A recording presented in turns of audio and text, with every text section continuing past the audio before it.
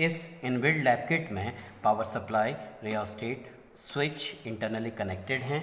Resistance के series combination को verify करने के लिए सर्किट डायग्राम के अनुसार बैटरी, किन्हीं भी दो रेजिस्टेंस और एमीटर को लेकर के एक सीरीज सर्किट कनेक्ट किया जाएगा। सर्किट कनेक्ट करते हैं। बैटरी का पॉजिटिव टर्मिनल रेजिस्टेंस के टर्मिनल में, रेजिस्टेंस का अगला टर्मिनल अगले रेजिस्टेंस के टर्मिनल में, रेजिस्टेंस का अगला टर्मिनल एमीटर के पॉजिटिव में और एमीटर का नेगेटिव बैटरी के नेगेटिव में। सर्किट के स्विच को ऑन करने के बाद रियोस्टेट से इनपुट वोल्टेज की वैल्यू को फिक्स किया जाता है, जिससे सर्किट में करंट फ्लो होने लगती है।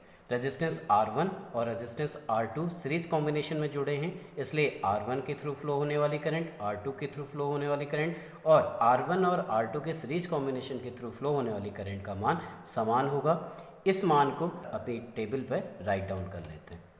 रेजिस्टेंस R1 के across potential drop find out करने के लिए वोल्टमीटर के दोनों टर्मिनल्स को रेजिस्टेंस के दोनों टर्मिनल्स पर प्रॉपर पोलरिटी के साथ पैरेलल कनेक्शन में जोड़ा जाएगा। रेजिस्टेंस R1 के अक्रॉस पोटेंशियल ड्रॉप V1 की वैल्यू हमें फाइंड आउट हो जाती है।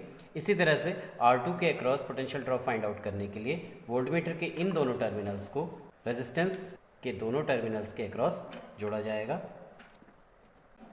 ये V2 की वैल्यू फाइंड आउट हो जाती है।